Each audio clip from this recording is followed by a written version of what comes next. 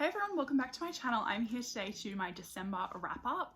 December was a really good reading month for me. I got through 19 books, which is like insane considering today's January the 8th, I think, when I'm filming this, and I've read 2 books. So I've really got to up my game in 2022 because I have so many books to talk about. I read a lot of series and continuations of that. I'm going to kind of like be all over the place with sort of explaining the books, so it's not going to be in the chronological order that I read them. I'm going to group them all together. The first set of books that I marathoned was, is it called the Forsyth University trilogy? I know that it's going to be a series continuing on. So the books are Lords of Pain, Lords of Wrath, Lords of Mercy, and they are by Angel Lawson and Samantha Rue. This is a reverse harem series, and the first 3 books center on Story, her stepbrother Killian, his best friends Tristan and Dimitri, who goes, of course, by a stupid nickname Wrath because his last name is Rathbone. The book opens up sort of in the past, and Story is making her money on a sugar baby website. Killian and his friends are just, of course, like the super hot boys at school. Tristan, one of his best friends, has gone through a breakup, so him and Wrath decide to really fuck with Story, kind of knowing that Killian sort of has like this weird obsession with her, but she misinterprets it as hate. Essentially get into a situation in the laundry room, and literally, like, this is just one scene. It's brought up through the entire fucking book series. Like, it just keeps going and going and going. So 3 years later, the boys, Killian, Tristan, and Wrath, oh my god, that fucking name, have kind of climbed the social ladder at their university, and they are the lords of their, it's kind of like a fraternity, but it's just the 3 of them live in the one house. And they're auditioning for the role of the lady. It's just, she belongs to the lords, essentially. And then there are other groups on campus that have that. There's like the princes, the dukes, all sorts of stuff, and then we're going to hear about them in future books. But right now we're back on this bullshit. So then Story shows back up, and like, she is the most chaotic bitch ever. Like, fucking love her. She's so funny in a lot of parts. So she managed to skip out after the incident in the laundry room, was like, bye, like convinced her stepdad to pay for boarding school for her. And she just got the fuck out of there. She was like, no, fuck you guys. Like, I'm not dealing with this anymore. She's kind of been running around. She was in Colorado, and then some weird shit happened. On the Sugar Baby website, she had this weird stalker named Ted, and she's just not managing to connect the dots. And then her roommate in Colorado was murdered. So Story does the only normal thing. She goes and auditions to be their lady under a false name in hopes that her stalker will be killed by these boys, or he will kill them. A load of books I read are books 9 through 13, I want to say, in a cozy mystery series called The Vampire Knitting Club, and those books are Popcorn and Poltergeists, and Gargoyles, Diamonds and Daggers, Herringbones and Hexes. Love these books. They came into Libby as audiobooks, so I was really excited to get them all and read them. They're super quick reads. They're like 5 hours on audio each. I listen to audiobooks on 3 times speed, so I'm able to smash through these really quickly, which is obviously why I've read 19 books this month. About a girl named Lucy. So in the first book, Lucy's grandmother is murdered. Lucy is an American. Her mother is British, and her grandma lives in Cornwall. So she owned a knitting shop, and in the knitting shop there is a nest of vampires that live underneath. Lucy's love interest through the book is Rafe. He's a 500-year-old vampire, and he is very much a gentleman, and it's just a really cute little story, and the characters, I love them. I think that it's really charming and sweet. I definitely have a really good time when I am reading them. The next 3 books I'm really stoked on. I heard about them from Kate from Romantically Inclined. It's a meme account on Instagram. I'll link it down below. She's super funny, super amazing. She was talking about on stories how she like did this really bizarre sort of reading journey of these books, and I was like, okay, well, I'm gonna do it correctly because like that sounds bonkers, whatever you're doing. But the books are Burn for Me by Alona Andrews, White Hot, and Wildfire, and they're obviously both by Alona Andrews as well. These 3 books follow Nevada Baylor. Nevada is a mage living in Texas. World War II, there was a serum that was created, obviously in an alternate timeline, urban fantasy setting, that triggered magical powers within people. A lot of different skill sets they can use, like there are people who can talk to animals. Nevada's power is that she can kind of tell when people are lying.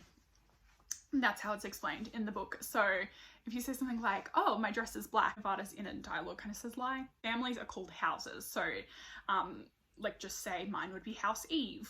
That's what these houses kind of do, is it's like almost royalty in a way, like you're sort of marrying people for power. When we first meet Nevada, she is out on surveillance to see if a man is cheating on his wife.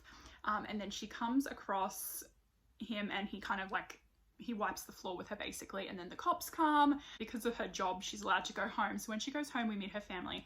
Her family are a huge cast of characters that you come to know and love. She has two younger sisters named Catalina and Arabella. Arabella is, I think, maybe 14 when the book starts, and Catalina is 17 turning 18. A really cute family. Her father has passed away, so she's kind of like in charge of everything. He died of cancer maybe 3 years before the book started. Her mother is ex-military, a magic user. Her dad didn't have any. Her grandmother is really funny, Grandma Frida. She like is just this crazy old lady. Nevada is then contacted by a government agency saying that she will accept a job to bring in a prime. So the prime is obviously the highest level of magic user, and the prime that she's being brought in is accused of going into a bank, doing some stuff, and then blowing it up and killing a police officer. Not a good time. You probably shouldn't do that. But she comes across Connor Mad Rogan. So he's just called Mad Rogan by everyone. He is a telekinetic prime who is like super powerful. He's called the Scrounge of Mexico.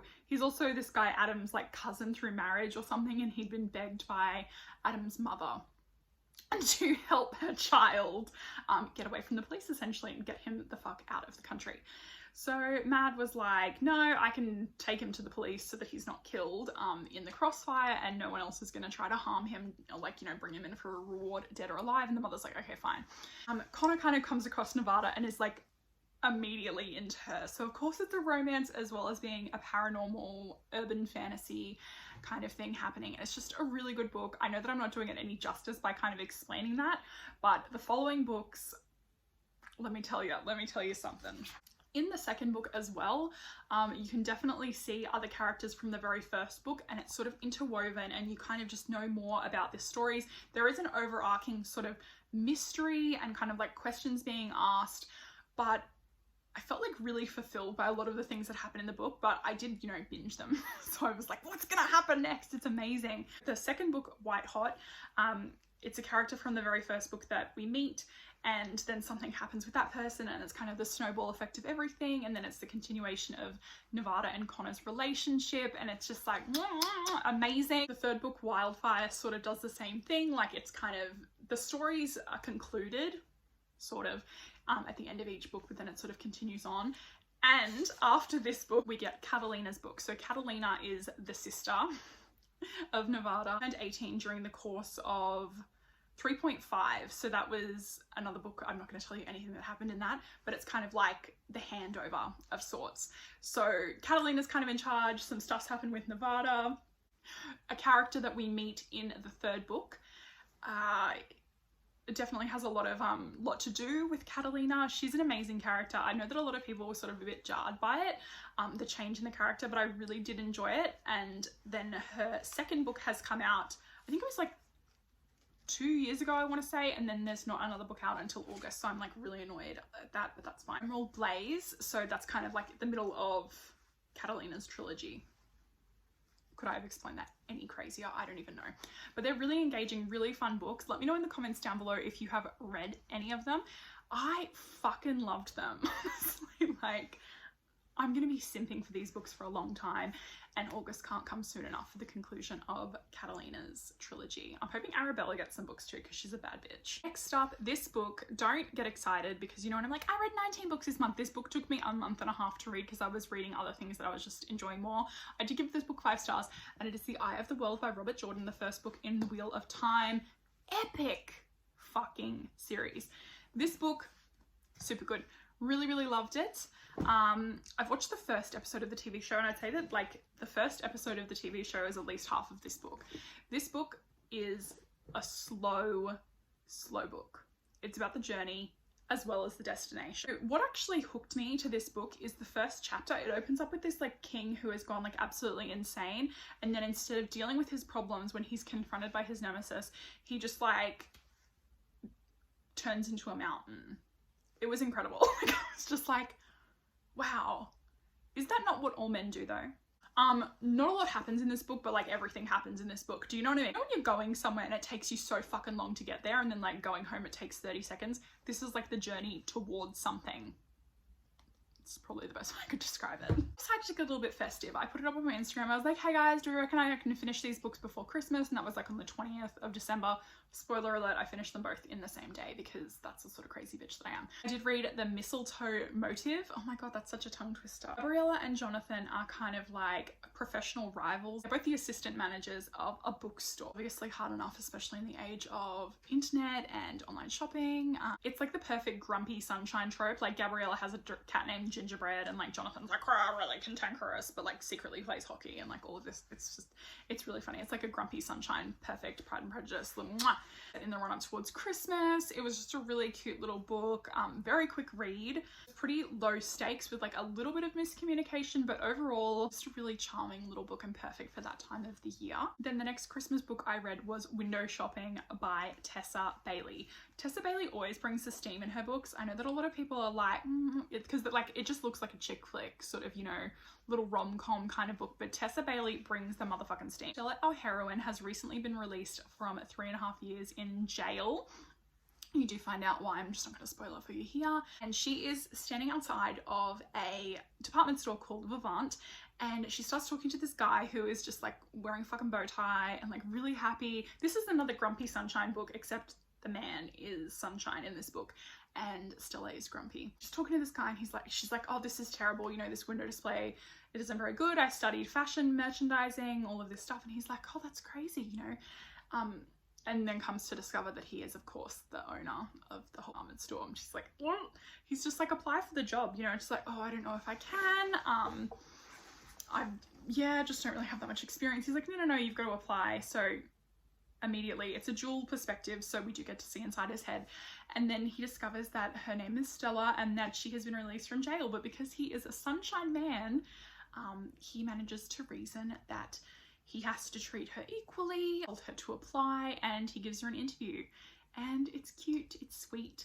It's like another sort of slight miscommunication, very low stakes, very cute little book.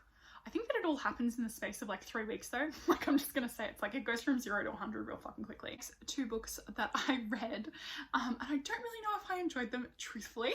There Are No Saints and There Is No Devil, both by Sophie Lark. We have Cole Blackwell, who is a trust fund baby, a very successful artist in the San Francisco art scene. And then we have Mara Eldridge, who is I wouldn't even say she's an up-and-coming artist, honestly. She's just someone who likes art and who also works 3 jobs. One as a bartender, duh. The other one as a waitress, because also, duh. And the third is she puts on her rollerblades and she skates around the park with a bunch of dogs. So she has 3 different jobs. She lives in like this shit box of a place with like 15 other fucking people. The roof leaks, like it's just a dump, you know, like I don't even think she's got a bedroom. I think she sort of lives in like an attic with like a fucking curtain up or something like that. So, you know, their lives are totally different. Not to mention that Cole is also a serial killer. For someone who's a serial killer though, he doesn't actually do a lot of killing in this book. It's just kind of like an artistic sad boy, truthfully. He does kill someone because they insulted his work. Cole also has kind of this professional as well as like a murdery rivalry with this guy, Alistair Shaw, who is known as the Butcher of the Bay for basically brutalizing women. So Cole, he has a different sort of MO. Scene where Mara and Cole's lives kind of intersect is at an art show where Cole sees Mara and someone knocks into her and spills red wine on her, and she goes into a bathroom and he says 8 minutes later she came out and she had artfully tie-dyed this dress to make it look like it didn't have stains on it. It looked like it was supposed to be like that.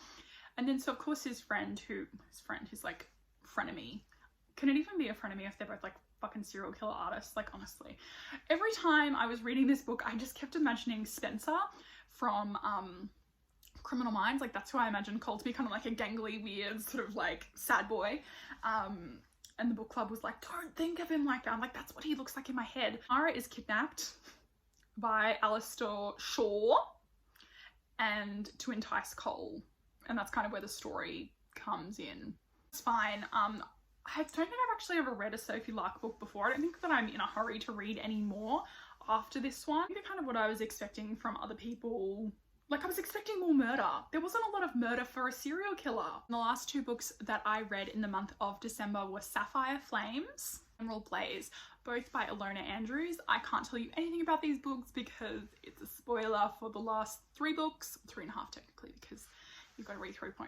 It's pretty fucking good. Books center on Catalina, the second sister. So it's very exciting. I loved these books so much. I gave them both 5 stars. I think that the progression of the character of Catalina, kind of see her as just like, not really a sullen teenager. She's just quite withdrawn. Like, she's just the middle child and she's a bit of a do-gooder. She really grows into herself as a character, and I thought that it was an amazing progression of the story. I can't wait to see how that part of the story ends. There's a few questions that need to be answered. I'm really, really hoping that Arabella gets her own trilogy of books. It would be so incredible. I need more people to talk to about this series. I'm definitely going to make reading a priority again soon, but it could be a really chill end of the month wrap up. I'm hoping to get another video out by the end of this week as well. I'm thinking of doing like a little Friday reads video if I am reading something. If not, it's going to be a recommendation video. Make sure you give the video a big thumbs up. If you haven't subscribed already, please do it, because I am promising that we're going to be having so much fun super soon. Neck minute catches COVID. Thanks for watching. I hope that you're having a wonderful day wherever you are in the world. Lots of love, hugs, and kisses. Mwah! Bye.